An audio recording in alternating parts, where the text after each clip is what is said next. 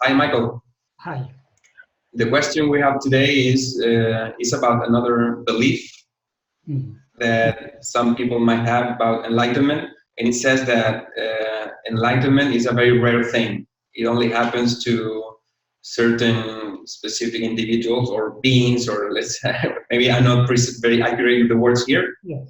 but it's the way we talk about it. And do you think is that so? Did Bhagavan talk about it at some point, or how did he address this question or this belief? There can be two possible reasons why a spiritual aspirant should be concerned about this idea, this belief, but enlightenment is very rare. But I'll deal with the secondary reason first. That is, there is a widespread belief, but it is necessary to meet an enlightened being and to be in close association with an enlightened being in order to get help on one's journey. Some people even say it is necessary. Firstly, this association with an enlightened being is what is called satsanga. But the grossest form of satsanga is merely being in the physical presence of an enlightened being. That is at the physical level. A much more subtle form of, subtle and more powerful form of satsanga is association with the teachings of an enlightened being. So for all of us, we have Bhagavan's teachings. And by studying Bhagavan's teachings, thinking deeply about them, and trying to put them into practice, that is a much more efficacious form of satsanga than merely being in the physical presence of someone who is supposed to be enlightened. So, Michael, I think that people might argue that, or to object that, but you're saying that the people, those who were in front of Bhagavan, in the physical presence of Bhagavan, is that really a grosser form of receiving the grace, or the benefit we get, the benefit one gets depends on the degree of one's surrender. There were some people who were there in Bhagavan's lifetime who surrendered themselves completely and derived the full benefit from being in his company. But I personally knew so many people who had lived with Bhagavan for many, many years, but they were nowhere near close to being mature spiritual aspirants. They had big egos and so many things. Even in Bhagavan's time, there were so many. Once someone asked Bhagavan, it is said that Tiruvannamalai is the heart of the spiritual heart of the world. But we see so many people here, so many people of all sorts. There are good people and there are also very bad people. Bhagavan said, in the heart, all the vasanas are there, all the good vasanas and all the bad vasanas. So a sample of everything you can find in this world is here, you will find here in Arunachala. Arunachala is supposed to be the greatest physical embodiment of Sat. But even in its presence, all sorts of things go on. So if the same light can be used by one person to read holy books, and by another person to find out how to make a bomb to kill people. So it's the use we make of it. But and another thing Bhagavan said, in the presence of a jnani, it is like putting a pot of water on the fire. When you put a pot of water on the fire, what happens? It starts bubbling. Until all the water is evaporated, it's bubbling and letting off steam and everything. Bhagavan said, so also in the presence of a jnani, all the dirt that is inside will come out. So you see the full display of ego will be going on around the jnani. But at the same time, we have to understand, though there were many people who were with Bhagavan who seemingly were to outward appearance, they derived no benefit. The benefit they derived was at a very subtle level. A seed of devotion, a seed of clarity would have been sown in their heart by their association with Bhagavan. It may not bear fruit immediately, but it will bear fruit in due course.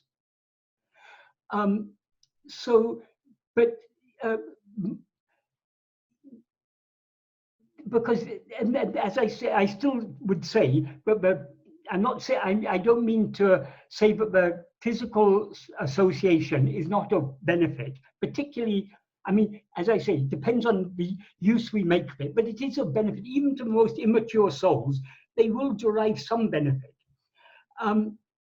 But much more powerful is the benefit, why Bhagavan came. He didn't just come to give company to people, he came to give teachings.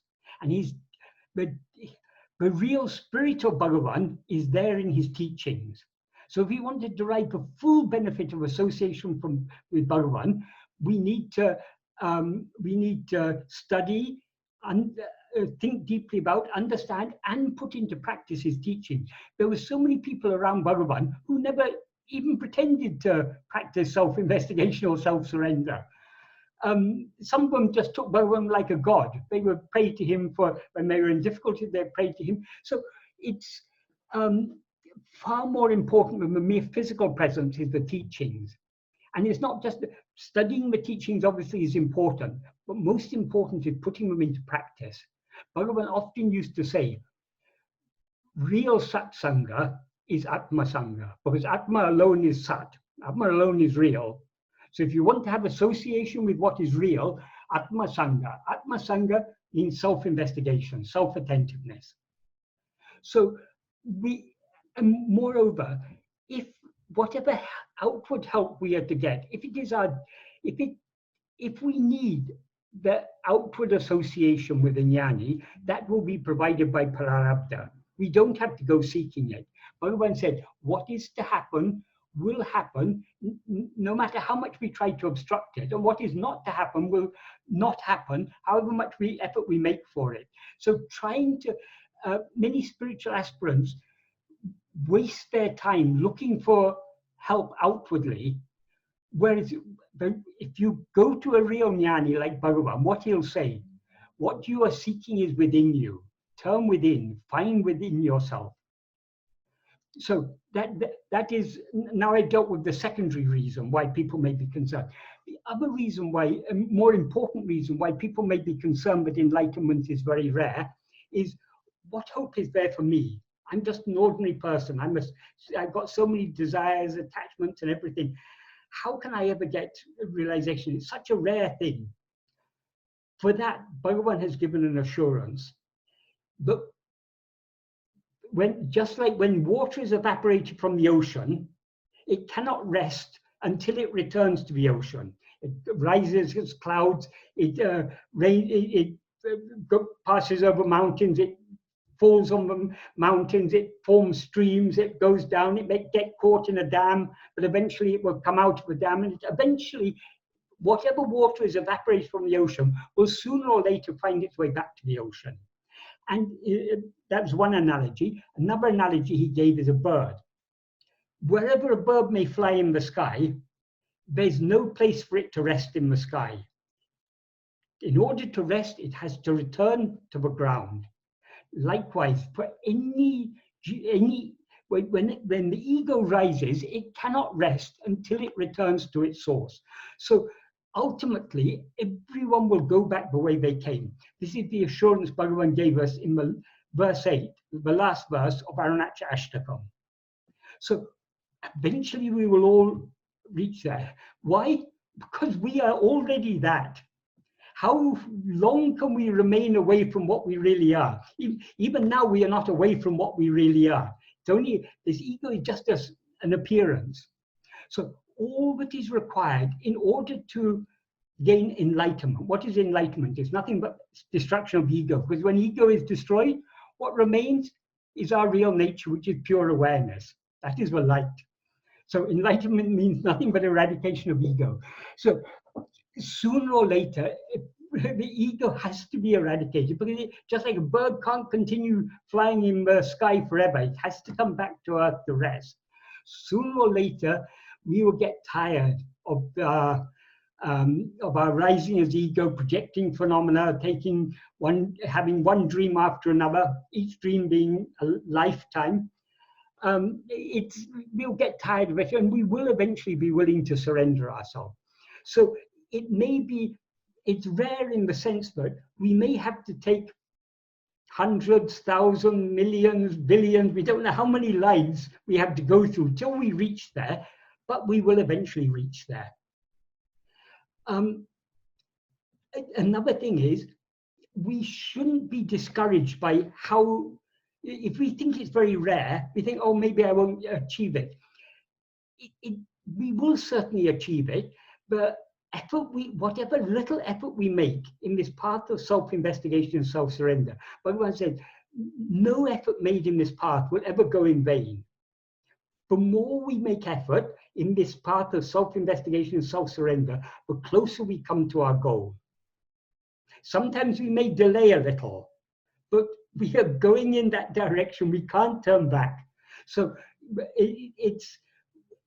there's nothing that is so worthwhile in life as seeking enlightenment, as seeking the eradication of our own ego. Moreover, this path Bhagavan has taught us, it is the path of self-investigation and self-surrender. Why? Because as soon as we begin to investigate ourselves, as soon as we begin to investigate this ego begins to subside. So the very self-investigation is itself the best, most effective way of surrendering ourselves. We cannot investigate ourselves without surrendering ourselves. To the extent that we genuinely investigate ourselves, to that extent we are surrendering ourselves. The more we surrender, the easier our life will be. Already our destiny in this present life, that in this present dream, certain experiences have already been predestined for us. We cannot escape what we are destined to experience, and we cannot experience anything that we are not destined to experience. So we have to face both the joys and the sorrows of life. And nobody, even the most fortunate person with all the money in the world, all the name and fame or whatever else they may desire, nobody is happy. We're all dissatisfied, because the very nature of ego is to be dissatisfied. Why? Because our real nature is infinite happiness, infinite satisfaction. When we limit ourselves as ego, we cannot experience infinite satisfaction. So we are always dissatisfied. Even the richest people in the world, even the people have everything that anyone could want, they're still not satisfied. So dissatisfaction is the very nature of ego. But the more we surrender ourselves, the less we will be troubled by dissatisfaction. We could say, Michael, that being patient is also part of the ego, in the sense that we want enlightenment to happen in our lifetime, and we're not willing to wait like 1,000 lifetimes. You know, Yes. It can be disheartening to think that way. But that is because of another misunderstanding about enlightenment. Enlightenment, when we gain enlightenment, we don't actually gain anything. We lose everything. Because what remains in the state of enlightenment is only pure awareness, which is our real nature even now. So there's absolutely nothing to be gained in the spiritual path. The goal of spiritual path is to lose everything, because the root of everything is ego. If we surrender ego, we are surrendering everything. That's why Bhagavan says in verse 26 of Uludu Napadu, if ego comes into existence, everything comes into existence. If ego doesn't exist, everything doesn't exist. Ego itself is everything. Therefore, investigating what it is giving up everything. So we are not going to, enlightenment is not, we're not going to gain anything by enlightenment. We're going to give up everything. So we should have desire only to surrender ourselves. Because when we surrender ourselves, what will remain is enlightenment. So we are not seeking to gain, we're seeking to lose everything. And certainly we will achieve it, as you said, sooner or later. It's our destiny. That's the tendency we're following. And what will determine whether it's sooner or later? The more we surrender, the sooner it will be. So if we are impatient, oh, why am I not enlightened now? I want to be enlightened. It's because we are not yet ready to let go of everything else. I want to be enlightened, and I also want to have my family, my friends. I want to have, it'd be nice if I was enlightened. It'd be nice if I had a lot of followers and people worshipped me and they gave me lots of money and I had a very nice life. So I want all these things and enlightenment. That just shows our resistance to abandon everything or to give up everything. We should want only one thing, to give up everything, give up all desires. Then what will remain is enlightenment. So whether it's rare or not need not concern us. Moreover, Bhagavan has taught us one other thing. He has taught us actually there is only one ego. Who is that one ego? The one who is aware of this world. It appears to us, but there are many other people. Oh, everyone is aware. Oh, so many people in this world. There are 6 billion people in this world. They're all aware of the world. In our dream, there may be 6 billion people, and we may think they're all aware of the world. When we wake up, we know, oh, it was all our own dream. According to Bhagavan, this is our own dream. Not only all those other people are a product of our dreaming mind, even the person we seem to be is a product of our dreaming mind. This person is not real. This person is not what we actually are. This person is not seeing anything. What is seeing this world? It is ego. Ego says, I am this person, I am seeing the world. So it thinks this person is seeing the world. So it sees lots of other people and thinks, oh, because ego takes this person to be itself, it takes every other person to be an ego. And it assumes they're all seeing. When we are dreaming, it seems to us that all the other people we see are seeing the same world. Only when we wake up and we recognize that it was just a dream, do we then understand none of the people in the dream was seeing the world. Not even the person I took myself to be was seeing the world. Because that person I took myself to be was an object seen by me. I may have felt I am this person, but actually this person it's like watching a cinema and identifying yourself with someone on the screen. We are actually just the witness. We are observing this. We are the witness of a dreamer. That is, we are projecting and observing. But we are identifying ourselves with one of the characters in our dream, seeing the whole dream from the perspective of that one character, and thinking that one character, that one person, is seeing the world, and all the other people are also seeing it. So when there's only one ego, it just takes the annihilation of that one ego, and everyone is enlightened, because everyone is only one. And it's not that rare at the end. In the end, it doesn't sound as rare. Okay. It seems rare because we've risen as ego. Yes. Don't rise as ego, then it won't be rare.